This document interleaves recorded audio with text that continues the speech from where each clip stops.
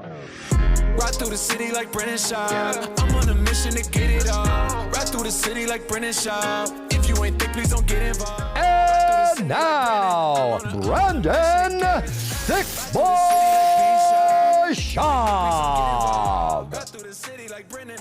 What is up, fam? It is Monday morning, 9:01 a.m. exactly Pacific time. Welcome. This is the same old show we've been doing.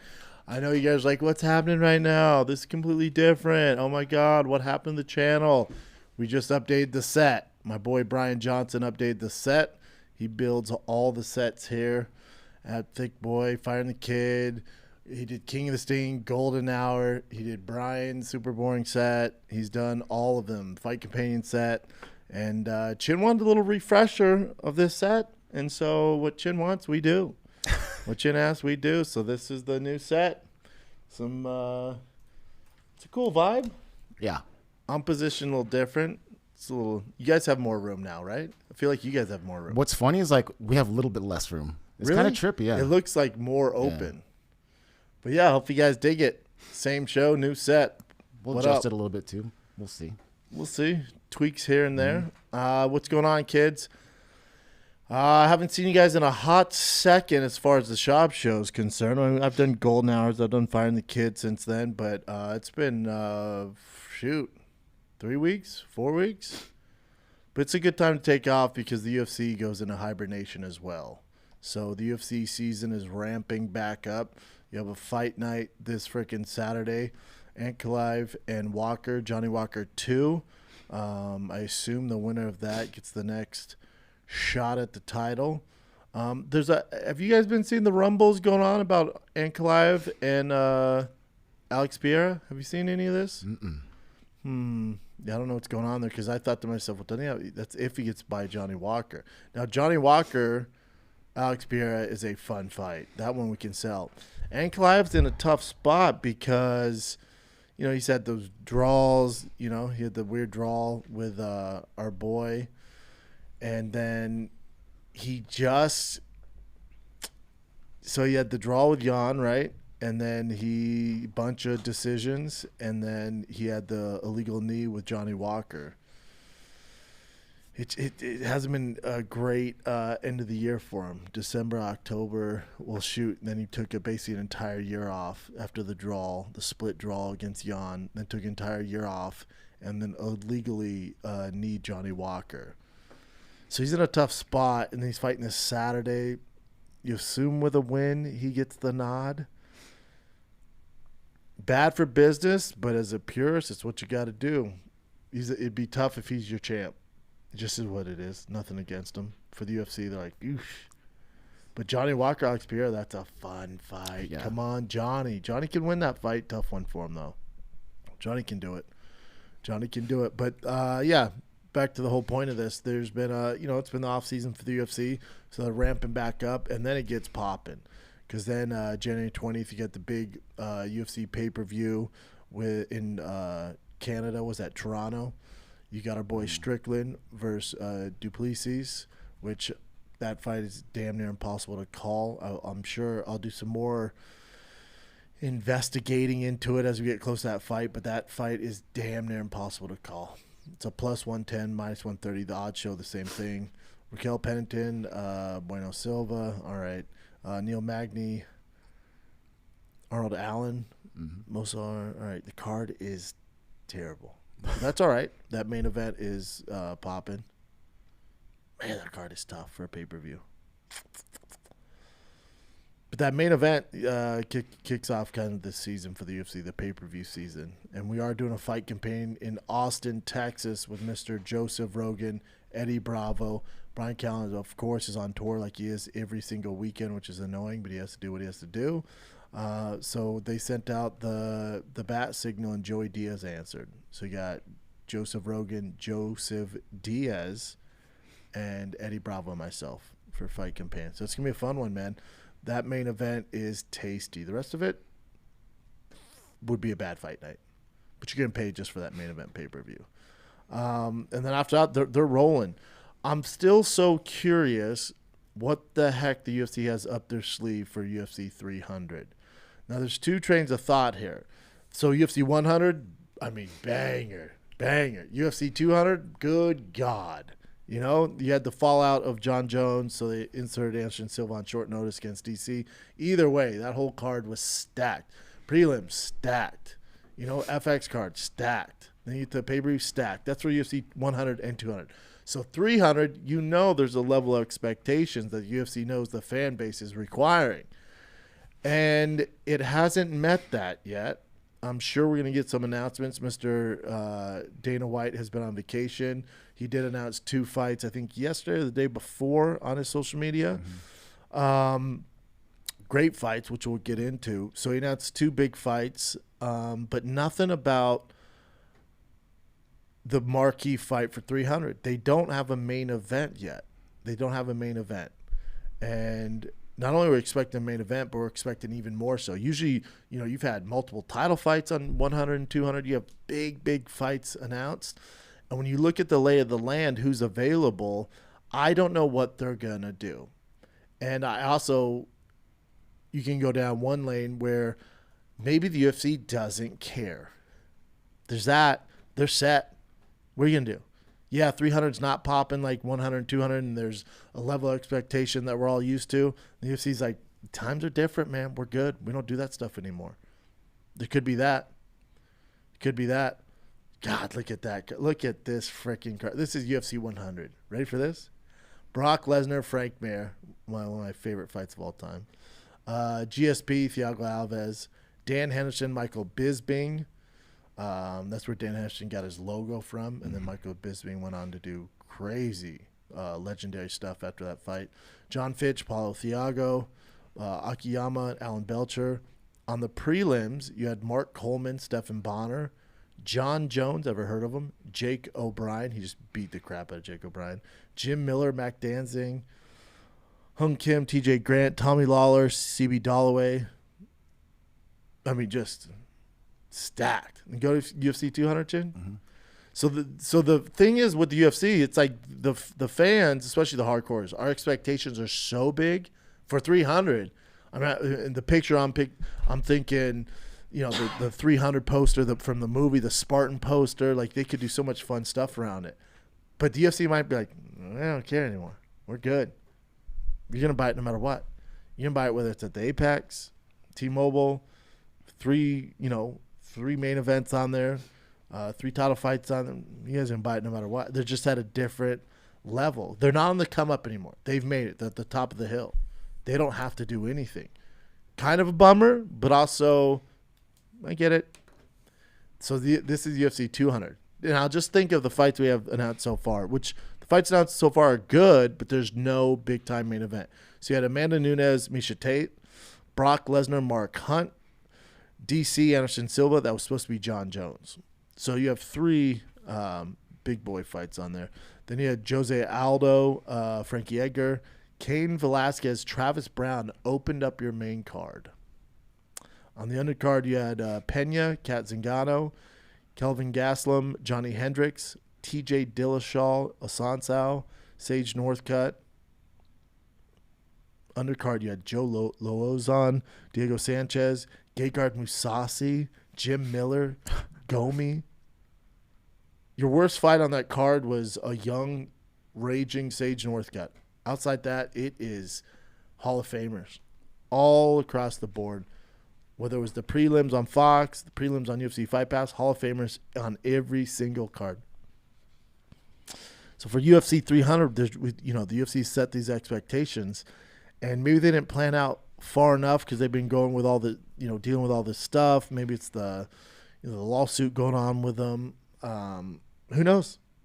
But right now, you have confirmed Charles Oliveira, Arman Tsarukyan. Yep, Arman Tsarukyan. That's a great fight. Not a main event. For 300, not a main event. For a regular pay-per-view, not a main event. But for 300, that's on your main card. You could start with that. Bo Nickel, Cody Brundage. If I'm going based off 100, 200, that's on the prelims. Calvin Kattar, Aljamain Sterling, that's on the main card. But again, it's not a seller. Yuri and Rackett, great fight. Probably on the prelims if this is 100, 200. So they got some work to do, and the UFC never disappoints, usually. They never disappoint. So the question is, what do they have up their sleeve that's going to blow the fan base's hair back for UFC 300? Well, Conor's not fighting. That was their big cash cow. We all thought Conor was going to hit 300. Nope. He's at International Fight Week. So I think, and this to me shows the UFC is a little bit like, we don't have to go too crazy on 300. The fan base is there. Let's not waste Conor on that. That card just for being 300 is going to sell well. Conor can sell well no matter what we do, so we're putting him on a different fight card. So Conor's out. Conor Chandler's out. We all thought that was going to be 300. That's out. Who else you got? Brock Lesnar's not happening. Ronda's not happening. Nate Diaz isn't happening. I know that for a fact. So there's no like old heads that they can bring out. You know what I'm saying? Like legend old heads. I honestly thought they were going to do Alex Pereira and Aspinall at heavyweight. Yeah, that was teased a little bit. Wouldn't that knock your dick in the dirt? Mm-hmm. That's something you'd be like, that's 300 quality. That gets me excited. There's nothing like, oh my God, this is not. There. I should say this. The fights they've announced, I'll take my money. But as far as like getting the cow, like your dad going, dang, how about the 300 card? There's nothing like that. That's what we're expecting. Card's great, but again, to get the casuals on board, to get in the mainstream, it's just not there yet. Islam, you gotta remember Ramadan too. Take that away. I bet they announced Leon Edwards and Belal Muhammad. Great fight. If you're hardcore, I mean, take my money. Casuals are like, So I wonder if the UFC is just waiting to see what happens with Sean Strickland and Duplessis, because the winner of that, depending how that fight goes, could fight at 300. Do you bring Izzy back? Do you do a super fight with that?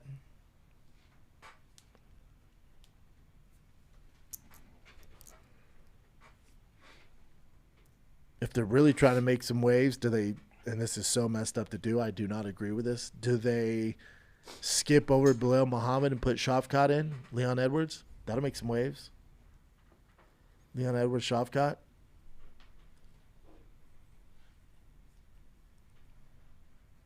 Does the winner of Strickland Duplessis fight Hamzat at 300?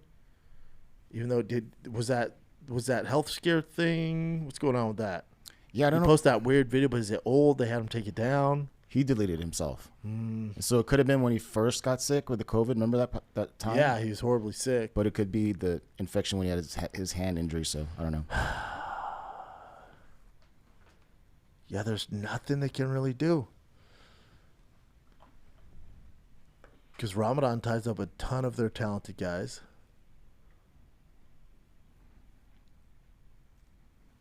Depending on how the Strickland Duplessis fight go, you could possibly, even though Izzy said he's taking a long time off, you could bring Izzy back. I think especially if that's the Duplessis answer. wins, because the narrative there is great.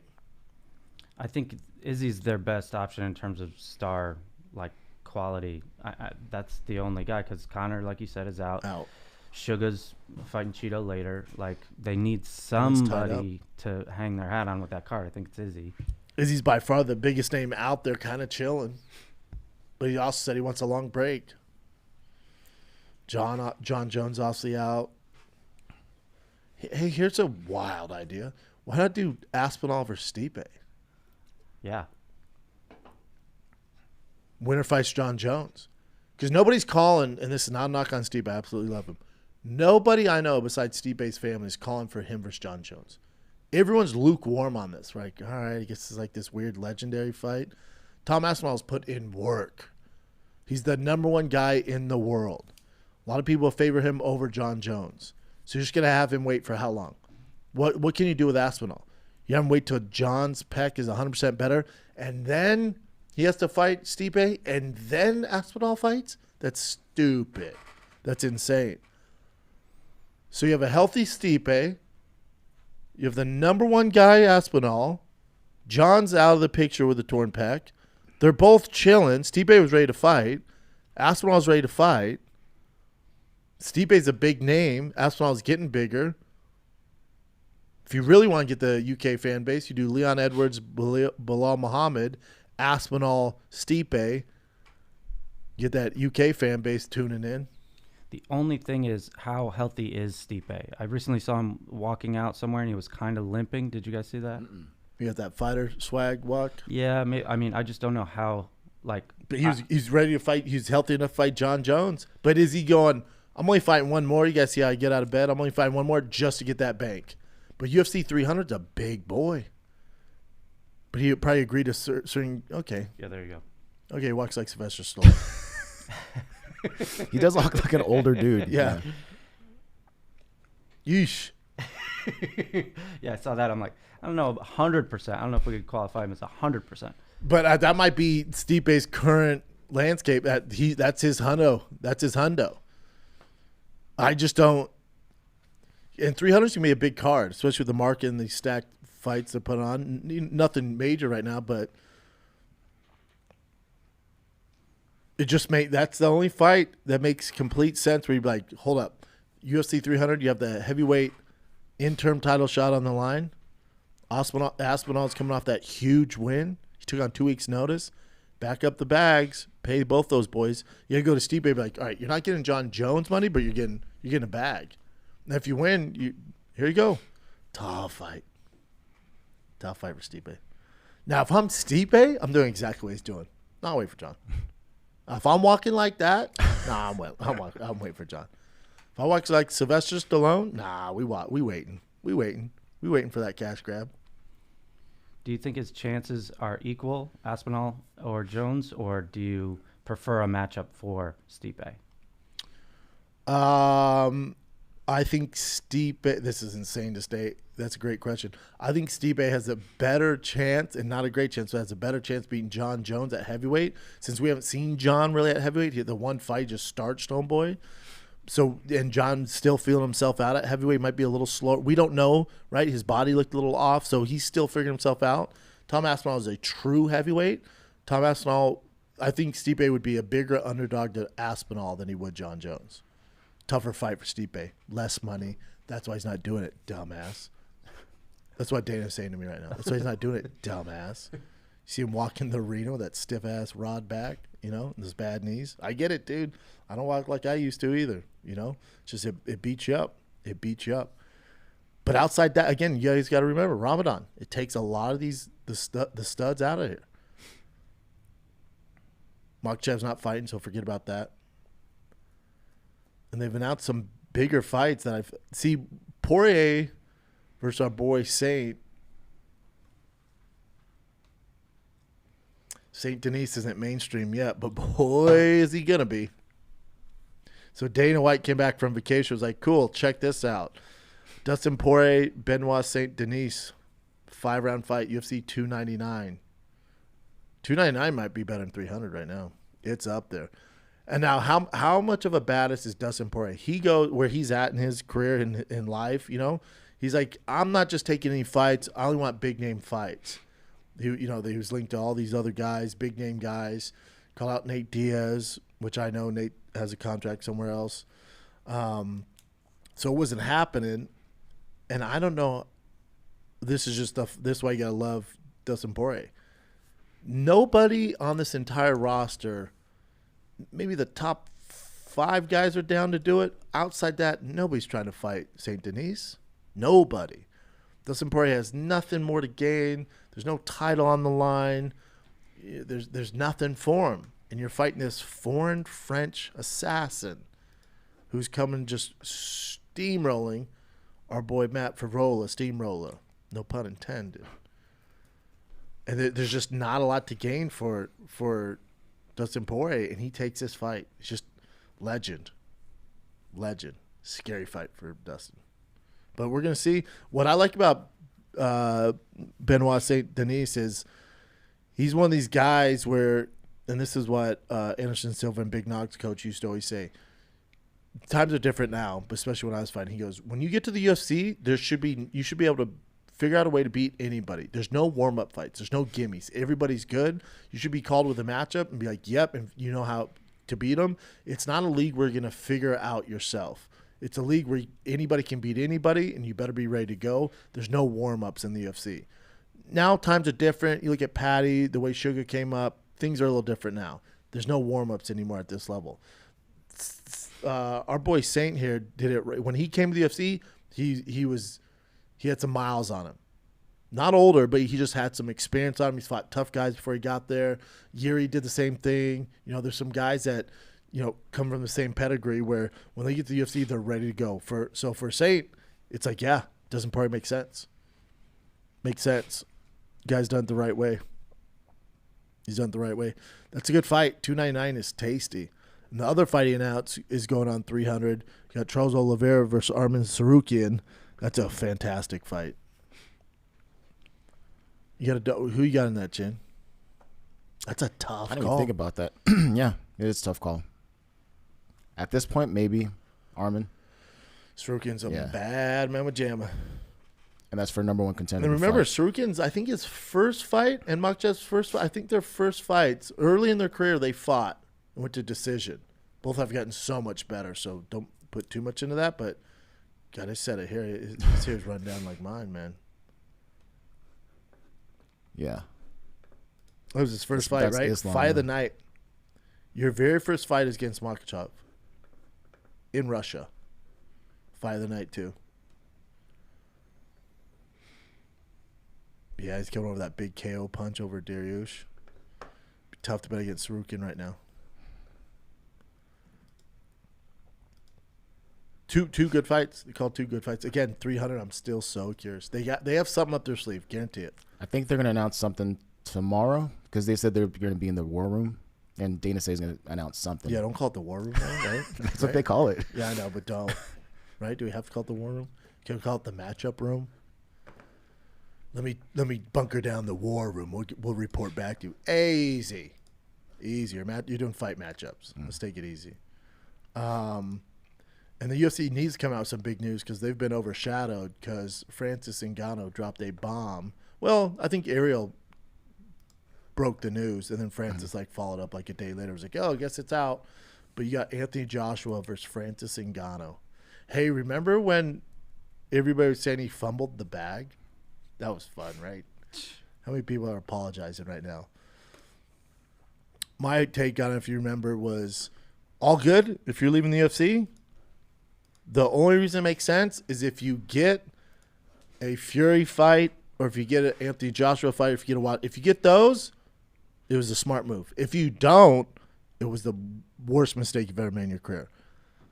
But not only did he get them, but, I mean, almost won the damn fight. Most people had him winning the fight. So he had a big-time show out. Now, my initial thought with Francis Anthony Joshua is this. The cat's out of the bag. The element of surprise like he did against Fury, where Fury always looks a little soft, but and I know Fury's given respect to Francis saying this, but like, I train just the same I'd train if I was getting ready for Usyk or Anthony Joshua. I train the exact same. I train my ass off. I don't know if that's true. I think mentally he kind of was like, this guy's not even a boxer. I'm going to be able to steamroll through him. And then found out the hard way that Francis can box his ass off, and please don't cough. And he found out you're fired. He found out the hard way that Francis is super athletic and can box. So the cat's out of the bag. Now, by the time Fury found that out, he did win a lot of later rounds, right? That's why people gave him the fight.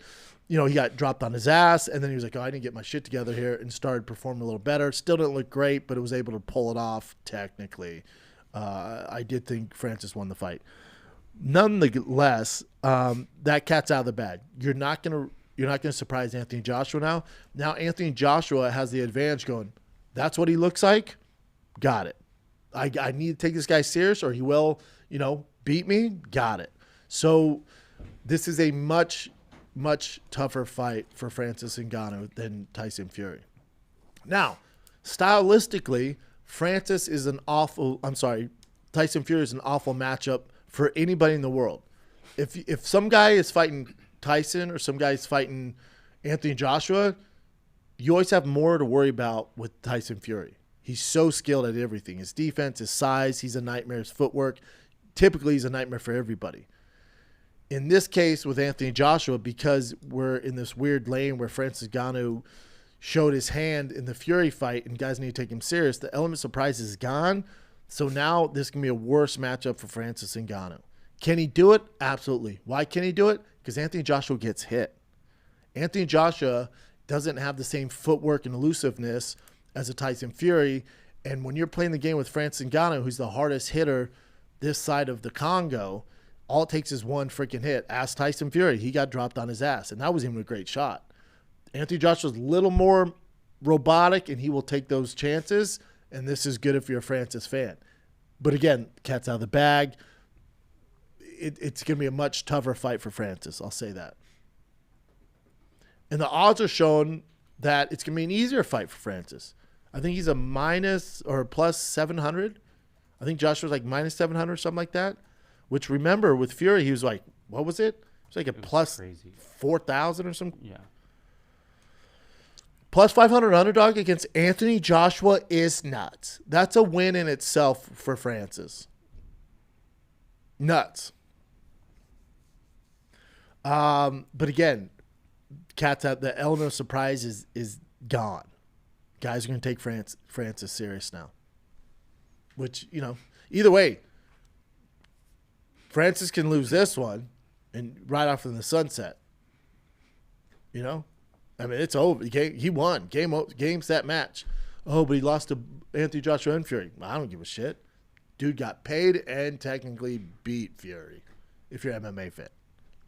Do you think win or lose, obviously he's getting paid, but is the PFL deal even relevant? Do we ever see him fight in MMA and PFL? I don't think so. That's a good question, Casey. You're dropping some really good questions today, and I like this out of you. New year, new Casey. The PFL thing never made sense to me, and I think that was I think PFL is his side chick. I think it's a plan B. I think with them, it was like, all right, hopefully, because remember, it's really up in the air. He was hoping it was going to work out. Fury was kind of, going back and forth, so we didn't know, so it really dragged out. But he got the Fury fight. I think PFL is just the plan B. If the Fury and Joshua and Wilder stuff didn't work out, it's working out. So he's like, and then Francis isn't that young either. That's the thing you got to remember. So it's not like he's this young whippersnapper. He's like, let me just do this and I'm going to go, fight for the title over here. I don't think he cares. Like, what's a PFL belt do for Francis's legacy? Who's he going to beat? Name somebody that's important that he would beat. There's no Cyril Gans over there. There's no John Jones or Aspinalls. There's none of that. So I just, if you're Francis' manager, shout out to Markel, I would look at Francis and go, hey, after this Joshua fight, no matter how it goes, Wilder's always there. He could lose this fight to get knocked out by Joshua, and Wilder's fight's there. Wilder's coming off a loss. He needs something to, get a spark back. But you fight Tyson, Joshua, and Wilder, we're going Sizzler. We're retiring. Like, why at his age would you go to the PFL and hope they can muster up some contenders that people are interested in? Good luck, dude. They're years away from that. Even with all the money they have, years away. UFC has all the big boys locked down, contractual-wise. So I just think PFL was a side piece in all this equation, and it doesn't make a whole lot of sense for him to fight Fury, make all the money, Joshua make probably more money, and then the Wilder fight's there. Then what, we're going to go do work at your age and try to take out these guys nobody's heard of in the PFL that nobody's watching? Okay. But Francis won. Boy, did he win. It's so dope to see. But I do think, again, biggest Francis fan here, thought he beat Fury. Joshua's a much more difficult fight because the element of surprise is gone, and Joshua looked fantastic in his last fight. If you're a Joshua fan, which I'm a huge Joshua fan, he's been up and down. The passion hasn't really been there, but this last fight, he looked phenomenal. The only caveat there is Joshua does get hit more than Fury, so. And he can't take it as much either. No. Yeah. No, he doesn't have a chin like Fury. So there's that. Yep. If they start trading, I don't care who you are, Francis lands. It's unless you're freaking Tyson Fury, it's usually game over. But Joshua hits like a Mack truck too. First team all body, both of them. Oof, good Lord. Drip, drip. What else you got, Jen? When is that fight? It says March 8th in Saudi Arabia. 10 round. March 8th? Oh, it's in Saudi Arabia. And good for Anthony Joshua and Fury. Like, everybody's getting paid here. And you're fighting Francis. Like, France is good for business. You're good for business. And then if Joshua beats Francis, then you have the Tyson Fury, Anthony. Like, hey, we both beat him, even though one of you did it. We both beat him. Let's do our thing now. Everyone's waiting for it. Here's the bummer. That's going to be in Saudi Arabia, not London.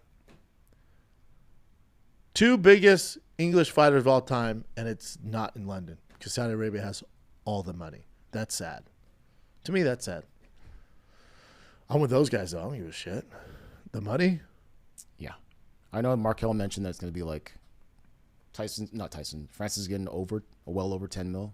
I mean, that's just for like the payday, but who knows? Oh, yeah. Pay-per-view. Yeah. Yeah, no, he's going Sizzler. If the guarantee's 10, then pay-per-view.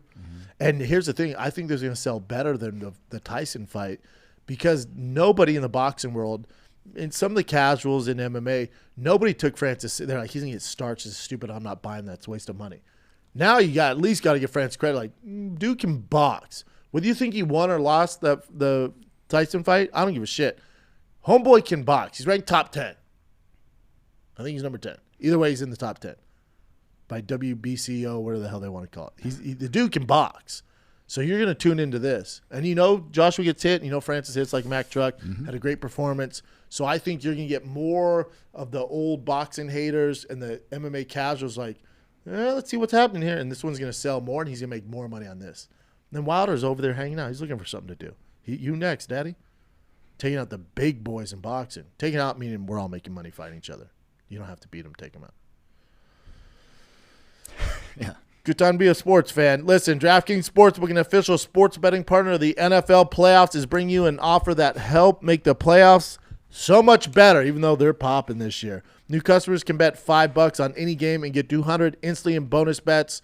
Boy, oh boy, there's no team hotter right now than the Buffalo Bills. Alumni, what? Come on, I was barely on the team.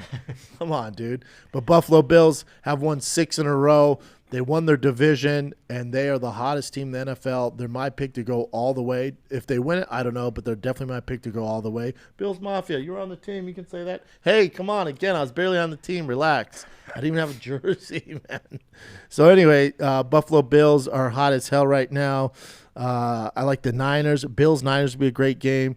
You got Miami in the dang thing. You got Dallas. They could get potentially 2 home games. They haven't lost in home in a hot second. Green Bay, not terrible. They're in there. I'm a Detroit fan. I like the Dolphins as well. I like a lot of teams, as you can tell. I like a lot of teams. Not a big Baltimore guy. But whatever. Download the DraftKings Sportsbook app right now. Use the code SHOW. New customers can bet just $5 to get $200 instantly in bonus bets. Only on DraftKings Sportsbook with code SHOW. SCHAUB show.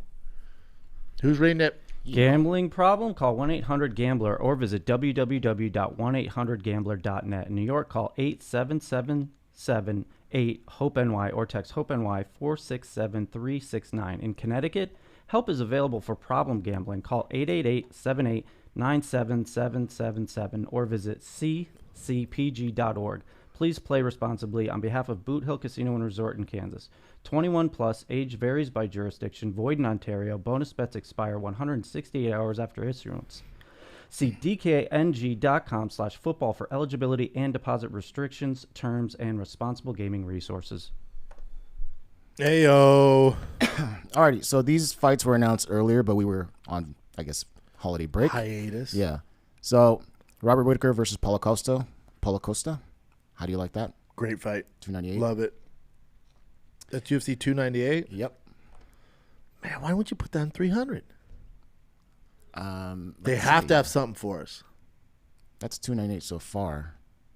Dang, that card is tasty Stack, yeah. too, man. Yeah, so Like, could you do Brock Lesnar, Derek Lewis type of fight. There has to be something out there. It's so hard to figure it out. I don't know. All right, keep going. On that card as well, Ian Gary versus Jeff Neal. They were supposed to do 299, but then it got brought up a little bit earlier for that card.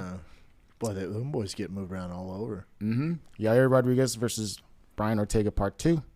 That's a fight night in Mexico City. It's a Mexican crime. Yeah. That's a great fight. Yeah, remember Brian Ortega's shoulder popped out. It was a submission, but his shoulder did blow out. Mm-hmm. All right, we kind of went over the fights, but the Bo Nickel one is pretty crazy. So Bo Nickel versus Cody Brundage, the odds are insane. Bo Nickel's a minus 1450.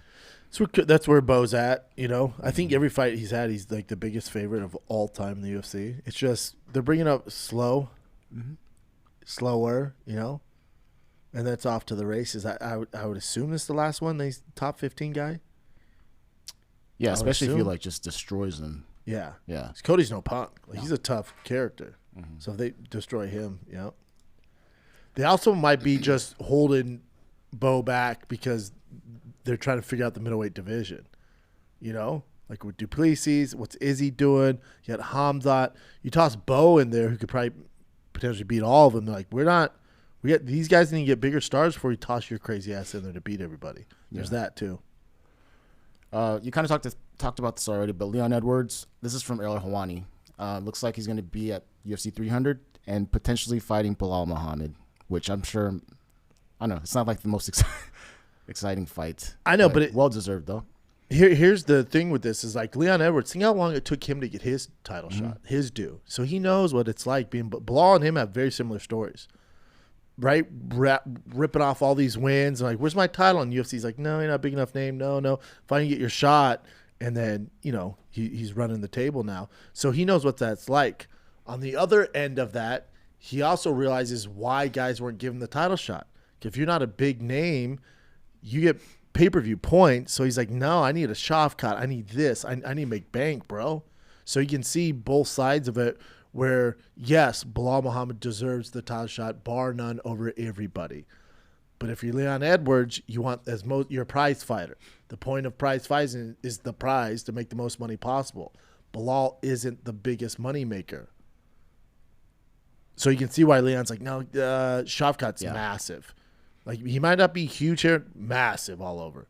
So you can make money off Shavkat. There's some other guys you can make money on. So you can see why he does it. But you have to fight Muhammad X. Dim the rules. Yeah. Here's another quick one. Marvin Vettori versus Brendan Allen. I love the glow up of Brendan Allen. Great name. Great here. The glow up is real. It's a good fight. Yeah. And Chris Weidman's going to be back versus Bruno Silva. It's a fight night, and I'll just show you Chris Weidman's record as of late. How dare you, man. I mean, it's just first show back, you're going to... There's a goddamn American hero. You can bring up his record? You don't think we know his salty record right now? But, so Bruno Silva, his record's kind of similar-ish as of late. So it's good, not a bad match. Yeah. Brad Tavares is messed up. Yeah. Your leg fell off and you come back from rehab. Here's Brad Tavares, who's one of the toughest customers in the UFC for the last 10 fucking years. I like this. Also, Chris Weidman deserves this. You get him back, man. This is a good fight. Solid fight, not too dangerous. Mm-hmm. Your boy Jorge Masvidal, this is during the holiday break as well. He just tweeted unretired. I don't know if you know any inside stuff about that stuff, but yeah. I know a little something, something. I'm sure you guys hear some news soon. Cool. But it has nothing to do with the UFC. Oh, okay. Because Ben Askren's at UFC 300, that'd be a great rematch. Nope. Not with the UFC. All right. Here's a quick one. Michael Bisping and Anthony Smith were on their podcast, Believe You Me, and then I guess Bisping was telling Anthony Smith, I don't know why he took that fight, because basically it does nothing for you. Which fight? The last fight that he had. I'm just looking at the name. That he lost? Yeah. Oh, Khalil. Remember when he got starched by Khalil, yeah. He said does nothing for him? Yeah. And then Anthony Smith, the main thing to take away from this is Anthony Smith said he's not done yet. He still wants to fight. Yeah. Fighter's going to fight. Anthony Smith has a huge career waiting for him, too, as far as commentary and being an analyst. So it's tough, man, because he's going to be so far down the queue. The good news is light heavyweight, you win like 3 and you're a title contender. So up there, it's a little different than lower weight classes. Yes. But, yeah, I mean, he's been fighting forever. He has so many fights, man. Yeah. But I get what Bisping's saying. Like, what's the point, man? And plus, it was short notice. He's like, you got to have like a camp, not just for your physical part, but your mental part. 100%. Yeah, Bisping's right. Mm-hmm. We talked about this on Fight on the Kid, but I don't think we talked about it here yet. So, Conor McGregor saying that he has a matchup with Michael Chandler at 185, International Fight Week. I think it's a little. I mean, I get for Chandler, it's like he'll do like even if he was like this fight at 145 or even at 265, Chandler's like, yeah. He just seems like desperate, like he needs this big money fight, right? He'll do whatever it takes. You know, it's like the guy who's chasing the hot chick. So I get it. He'll do whatever and compromise whatever just to get this fight, to get the payday. I have a buddy who's close. He's in Conor's camp, and he told me Conor's over 200 pounds right now. He kind of looks it though, you know. So he's not positive if he's over 200, but he's definitely not under 200. Like right around 200, maybe 202, 201, but he's 200. So Conor just doesn't want to cut. He's like, no, I'm fighting, but I'm not gonna kill my bike. He likes being, likes to feel strong, and so Yeah. that's why this is happening. Do you think Chandler does worse at 185? I mean, This fight by no chance goes the full 5 rounds or 3 rounds, whatever the hell they decide to do. They're both going to hit much harder, having more weight. Their chins are going to be a little better, but somebody's getting knocked out. Them being this heavy, this strong, 85, they're both going to be a lot slower, but they're going to punch harder. So no chances, and their cardio's going to be worse. So no chance these two especially the way Chandler fights, regardless of what weight. There's no way this goes the distance. And you've been around both guys. Is Chandler that much smaller than Conor, just his frame, like his height? No, Chandler's thicker. Okay. Chandler's thick boy, thick legs. Like he's a thicker human being. Like think about Conor used to fight at 45. Chandler could never. I mean that's not happening. His legs are 45. Chandler's thick, dude. Yeah. He might be shorter, but he's a lot stockier and thick. Explosive too. All right, another quick break. All right, let's take a little break here. Let me ask you, Gearheads, how long has you're probably not a Gearhead if you haven't changed your spark plugs, but how long has it been since you changed your freaking spark plugs? Replacing your spark plug can restore efficiency and performance to your vehicle, whatever it is. Better spark plugs, bigger spark plugs, the space in, figure it out. Right now at O'Reilly Auto Parts, where I get a bunch of my stuff from, get a $12 O'Reilly gift card after rebate when you purchase 4 or more select AC Delco spark plugs. Maintain your performance and fuel mileage with new spark plugs from O'Reilly Auto Parts. You can also improve visibility with new wiper blades. Right now, I just replaced mine on the Lightning because they're 20 years old. Right now, save $12 on a pair of Rain-X Rugged XL wiper blades, plus get 2 times O reward points. An extra large profile premium feature makes Rugged XL blades the right choice for extreme weather driving durability. The professional parts people will even install your new wiper blades for free. From spark plugs to wiper blades and more, save now with Do It Right deals. In store at O'Reilly Auto Parts at O'ReillyAuto.com. O'Reilly Auto Parts. Nice. Ow! Remember that? Yeah. All right, Progressive. Boy, we're just loading up here. This episode of the Shop Show with the new set is brought to you by Progressive Insurance. Most of you listening right now are probably multitasking. Yep, while you're listening to this. All right, hopefully you're not driving, but cleaning, exercising, maybe even grocery shopping. But if you're not in some kind of moving vehicle, there's something else you can be doing right now. Getting an auto quote from Progressive Insurance. It's easy, and you could save money by doing it right from your phone. Drivers who save by switching to Progressive save nearly $750 on average, and auto customers qualify for an average of 7 discounts. Discounts for having multiple vehicles on your policy, being a homeowner, and so much more. So just like your favorite podcast, Progressive will be with you 24/7, 365 days a year, so you're protected no matter what. Multitasking right now. Quote your car insurance at progressive.com to join the over 28 million drivers who trust Progressive. National average 12-month savings of $744 by new customers surveyed who saved with Progressive between June 2022 and May 2023. Potential savings will vary. Discount not available in all states and situations. Progressive Auto Insurance. Shopify. Oh, you didn't want to split them up, huh? That's We'll split up again. Another one last. Listen, when I started this podcast, an online store was furthest thing from my mind. I was shipping Fire and the Kid merch, me and my brother doing it out of our buddy's house. It was exhausting, but I wish I used Shopify because it's so easy. And we use Shopify now. All right, Shopify is the global commerce platform that helps you sell at every stage of your business, from the launch your online shop stage to the first real-life store stage, all the way to, did we just hit 1 million order stage? Shopify is there to help you grow. With your auction off, autograph apparel, sleek skis, whatever it is, Shopify helps you sell everywhere.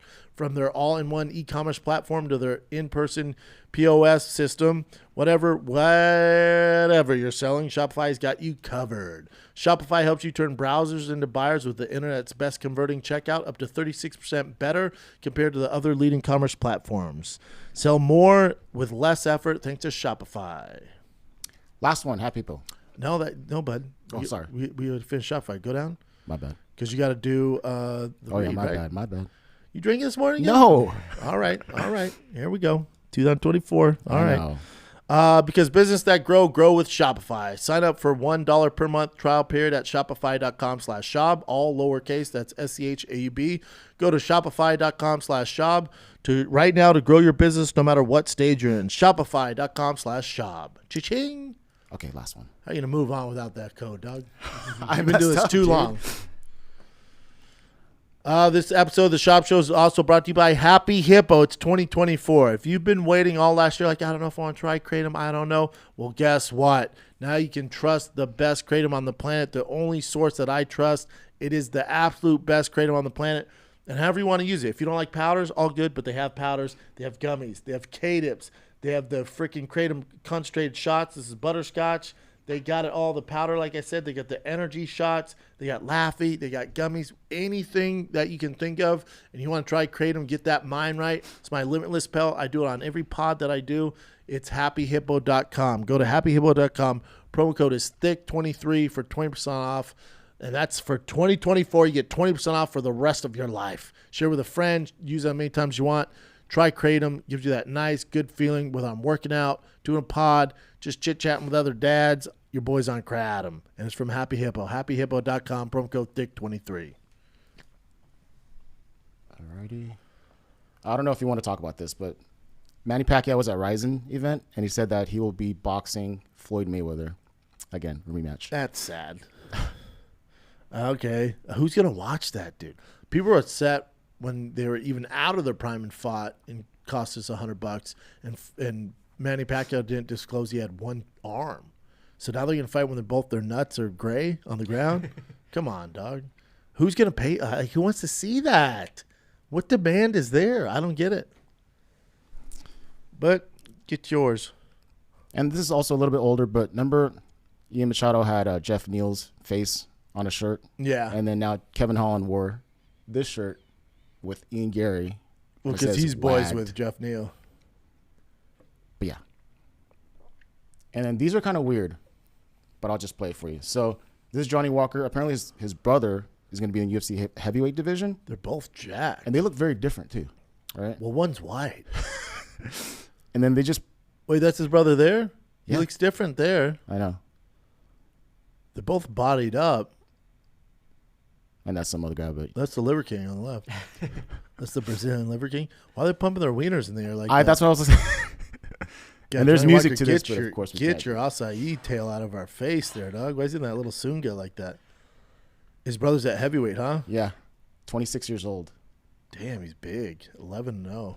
And this is from Crash MMA. And also, they posted this. I have no idea what this is, but I'll just play it for you. This is Charles Oliveira.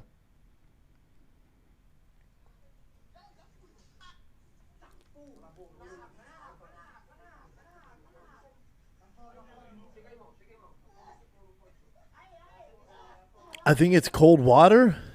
They're washing his feet. It looks like Anthony Pettis there. Yeah, a little bit. Wait, are people saying this is like gay It's because just it's weird. Brazilians in a cold shower? It's just very weird. Look like him and his boys just showering in the cold there. Can't shower with the bros anymore. Yeah. That What's going close, on? though? That Really? close? Because he's in Brazil? I bet they're in a third world country, dude. Everyone's like, how do they not each have their own? I mean, fuck, they're in the middle of the favela. That's the only clean water they can get, man. Even if you don't have, I mean, fair play to you. Shower with the bros. Go ahead, make fun of me. Yeah, shower with the bros in this cold water and bundle up, or don't shower at all. I'm going to shower with the bros. Yeah. Get my back, dog. Don't be gay. Have you guys ever showered with your bros? I mean, you I was played on a football sports, team, so man. Yeah, I mean, Yeah, I mean, I want to have my hit the wiener out. showers. They're also in their trunks, dude.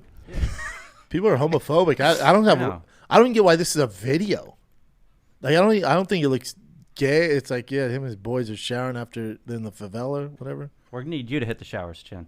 maybe one day We need together. to get a team thick boy showering here, man. I don't give a shit. You guys are weird, man. All right. I think this is the last one. So Sean Strickland was with that girl, Nina Marie. And I can't Love play the Nina. video because I guess the video got censored on YouTube on her channel. But it's basically him doing like those Roman candles, shooting at people's faces and bodies. He had his shirt off too. And he got hit in the face. This is before his fight with Duplessis too. He got hit in the face. Yeah, he got hit Nina hit him in the face. Someone with a Roman candle. If you see the video Is he too, okay? I mean, I'm sure. sure he's okay. We can't play this, but I'll play it for Yeah. you. He's saying he got shot in the face there. But that's how crazy it is.